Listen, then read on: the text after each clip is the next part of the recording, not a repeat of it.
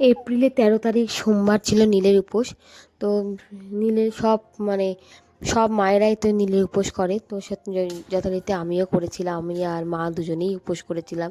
তো আমাদের জল ঢালতে যেতে যেতে 4টে বেজে গেছিলো, আর মন্দির থেকে জল ঢেলে আস্তে আস্তে 5টা বেজে গেছিলো। তো সেদিনটা তো পুরো নির্জলা থাকে, মানে একটুও জল খাওয়া যায় না। সেই জন্য মানে এই দিনটা, এই পুজোতে মানে এমনি খাবারের জন্য অতটা কষ্ট হয় না, কিন্তু যেহেতু জল খাওয়া যায় না, অথচ জল নিয়েই কাজ করতে হচ্ছে, কিন্তু জল খেতে পারছি না, এটা একটা খুব কষ্ট হয়। তো আমাদের বাড়ির কাছেই আছে মন্দির, তো সেখানে আমরা পুজো দিতে যাই, খুব বেশি দূর না। তো সেখানে পুজো দিতে গেছিলাম। তো যখন এই সময়টা যে গেছিলাম, ভিড় খুব একটা ছিল না, মোটামুটি ছিল এইটুক, তো পুজোর সময় থাকবেই। কেননা মানুষ অনেক 12টার আগের থেকে জল ঢালা শুরু করে দেয়। তো আমার যেতে যেতে প্রত্যেক বছরই 4টে বাজে, আর জল ঢেলে যখন ঘরে আসি তখন 5টা বাজে। আর তো এখানে দু রকমভাবে পুজো করা হচ্ছে। একজন হচ্ছে মানে 5জন মিলে একটা গামলার মধ্যে পুজো করা হয়, আর এক সাইডে এক একজন করে পুজো করে। তো আমরা যেটা বসে বসে পুজো করা হয়, আমি সেখানেই পুজো করছি।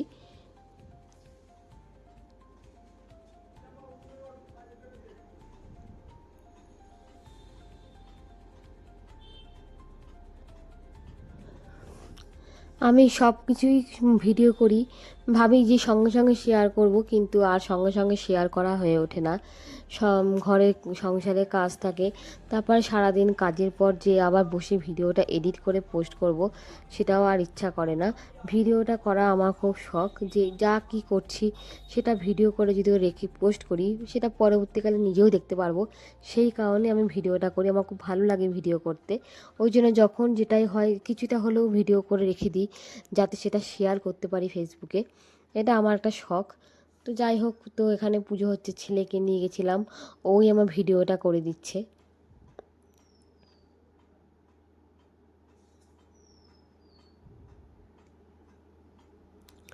আর আমরা কিন্তু সারাদিন কিছুই খাই না, আর জল ঢেলে এসে উম, তোমার ফল, তারপর হচ্ছে তোমার ডাবের জল, এইগুলোই খাই। আর রাত্রিরেও খাই, সাবু খাই, ফল এইসব খাই, ছাড়া আমরা অন্য কোনো কিছু খাই না।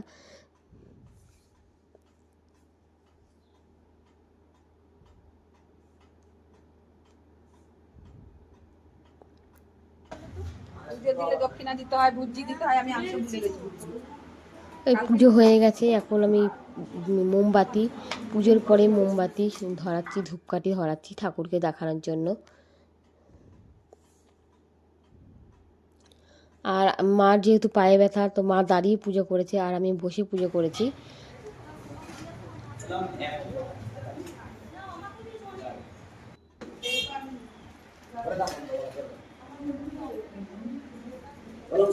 তো আমাদের পুজো প্রায় কমপ্লিট, এরপরেই বাড়ি চলে আসবো।